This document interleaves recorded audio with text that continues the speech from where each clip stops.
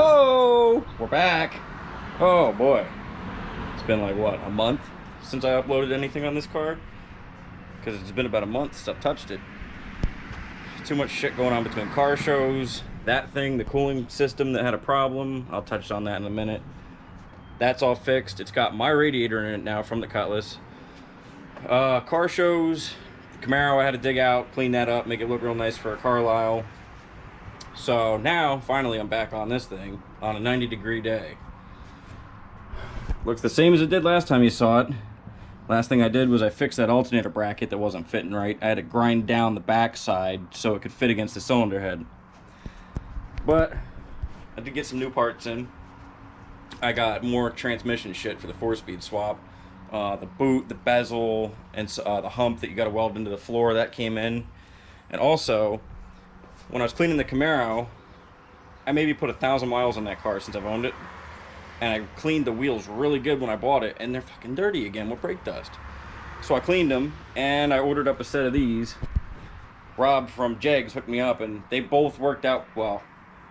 If these work on the Cutlass, those black ones from Ride Tech will definitely work on the Camaro, but Rob sent these to me. We got these Mr. Gasket. They're kind of cheap. Dust covers. They slip over. Well, I got lug nuts in the way, but they go on this side of the rotor, on the back side of the wheel. I mean, a lot of you guys out there, you know what these are. You've seen them before. You know how they work. But they go on the back side of the wheel like that, and that keeps your wheels from getting brake dust on them. So these are like paper thin cheapos from Mr. Gasket. But then he also sent me a nicer set of Ride Techs for the Camaro for 15-inch wheels. And I just stuck it on the Cutlass for now. Looks kind of cool down there.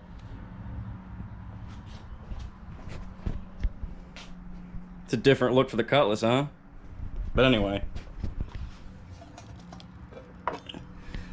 This is the one from Ride Tech. Man, this thing is heavy.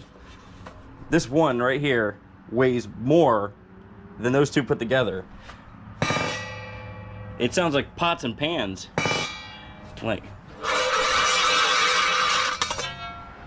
compared to these. Just one of these.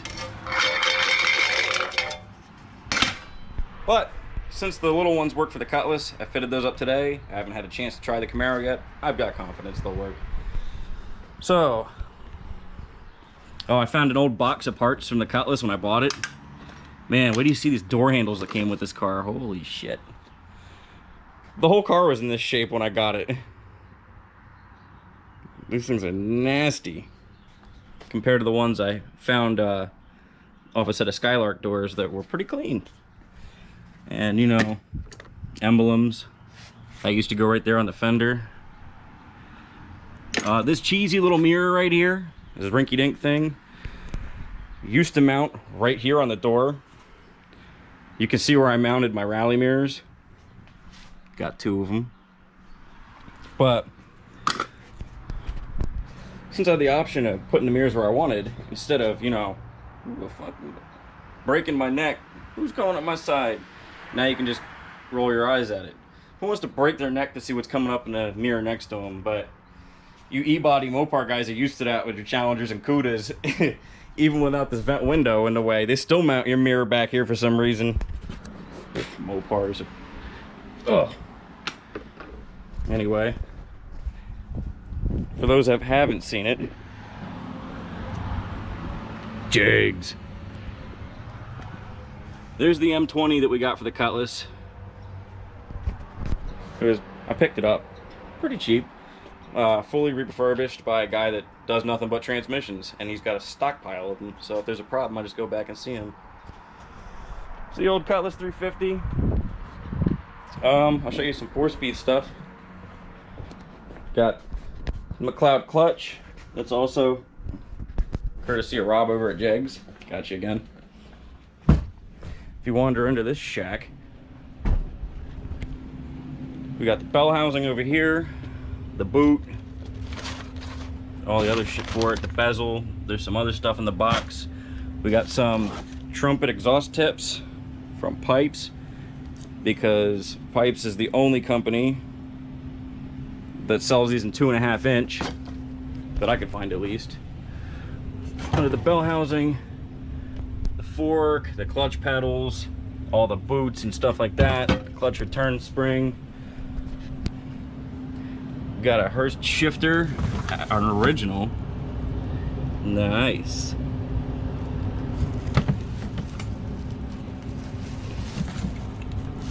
I got that a while back too, but came with all the rods. So that's what we're up against. I think the goal of today is I want to get the starter fitted up in the car, which I got one of those high torque mini starters, and I've never seen what they look like before until I've owned one, and it's aftermarket. You got to make it work, which isn't that big of a deal, but still. Starter, I got to hook back up the shifter linkage for the 2-speed right now, because like I said, we're going to break this motor in and drive it around with the automatic, then drop the tranny out. So shifter linkage, starter, and I think that's it. Then the car can go back down on the ground. I can hook my fuel line up because the carburetor's on. Put the radiator in. I got a new radiator. It's a 3-row aluminum from Champion radiator. They're out of the 4 rows, and they're like, well, actually our 2-row aluminum radiator does the same job as a 4-row brass. Whatever. I wanted a 4-row, but I'll live with the 3. Radiator, cooling system, vacuum lines, plug wires. And this thing should be ready to start up. So let's get started. And a quick cold start is always fun to break up the show. Look at the hood, it's actually kind of shiny. He blew some Walmart clear coat over it. Your Walmart clear coat hood job.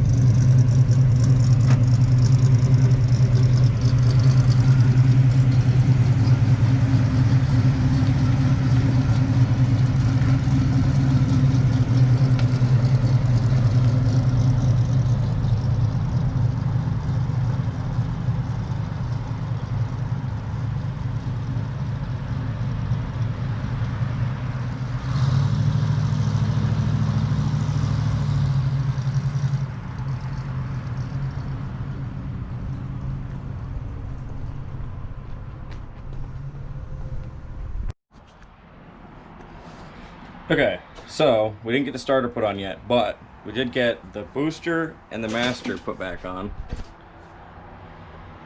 Used some minty old golden rocket 350 paint. Hey, it works. If I didn't tell you that, nobody'd know what I did there. But it looks good. So now that that's on, now sorry, I had some shit in my mouth, I don't know what it was. Now that that's on, I'm playing around with the starter under the car. And take him under here. Pretty headers. So being a mini starter, what the erections told me to do, directions, they told me to take this block off the starter, bolt it on here, and you can see there's a ton of holes right here. So the starter can actually rotate, and you can pick what best way it'll fit on here without banging into shit, and so you can keep it away from the headers. So this is new to me, and I'm trying to figure it out. There's a starter right here on the floor, and I'll let you know how that goes in a minute. I did get the transmission shifter hooked back up. I had to put that back together, and I had to put this bracket back on the frame. Ow, fucking creeper's driving over my hair. And if you take a look over on the passenger side here, look at all that room they give you to get your hands in here so you can get to those bolts. Oh wait, that didn't work. That doesn't work. That way doesn't work. Oh, look at this room in between the control arm and the header. Wow, that's a lot. That's so much room right there. That's just wonderful trying to get up there and get to those bolts. There's a lot of talk. Everybody knows that the 2-speed Jetaway transmissions are trash. They don't take a lot of power.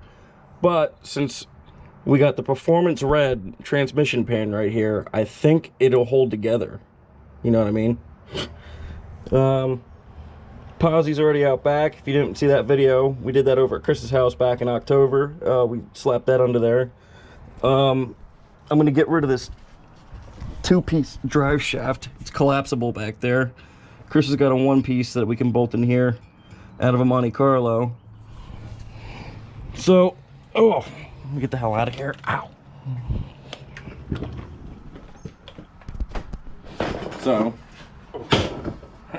So, yeah, once this thing runs, we drop that transmission and we got a new drive shaft. The rear is already done. There's shit on the camera lens I see, so hopefully that's not messing you guys up. Oh, all right. I'm gonna crawl back under there and try and get that started together. All right, so there we go. It is on. It's kind of a pain in the ass, but it wasn't as bad as it could have been, and it doesn't weigh 95 pounds like the factory, so yeah. You can see we got good clearance between the headers. And the oil pan, you got a little bit of clearance. And from the factory, there's 3 wires. There's the one that goes to the battery, there's one that goes to the coil, and then there's one that goes to the solenoid. And we actually deleted the one that went to the coil. And Chris here from Test to Speed Shop can explain why we were able to do so.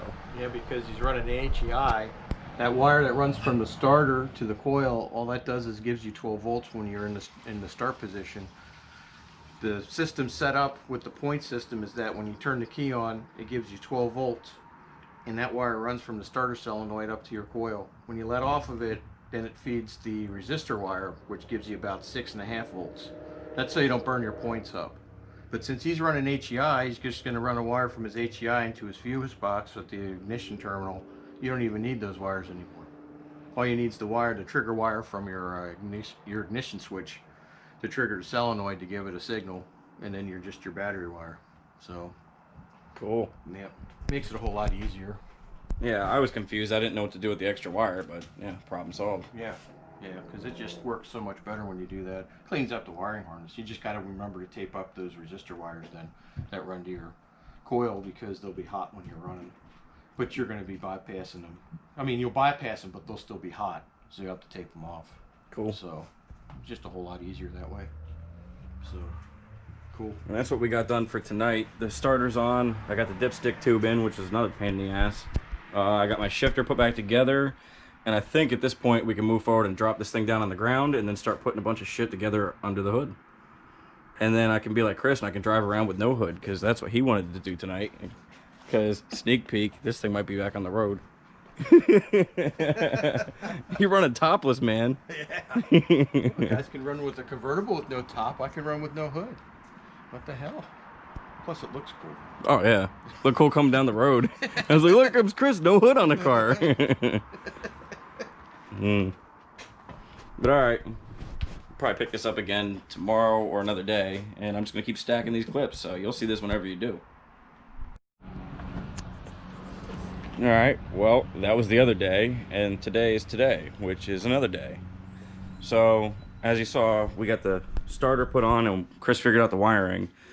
And I know I said that the car can now go on the ground, but evidently not, because the brake lines still need to be hooked up. That's that mess right there.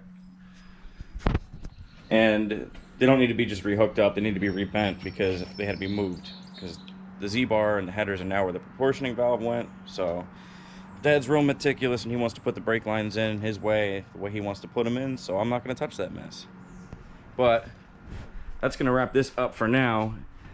And me and Zach, the whack, we got a circuit to go to out in Lebanon. And if you guys remember that 72 Monte Carlo I showed you from Carlisle, that kid Austin that owns it, he's supposed to be coming down today to that circuit, so we're going to see how that goes. And I guess me and Zach are going to be driving the Wi-Fi van. That's his 83 Chevy Beauville G20 van. And I need to get a sticker for the back that says free Wi-Fi. that's it. We're gonna take this thing down. I think Bubbles is gonna take his 69 Buick Electra down, and my dad's going to work. I got off today. So I'll catch everybody later, and I'll see you then.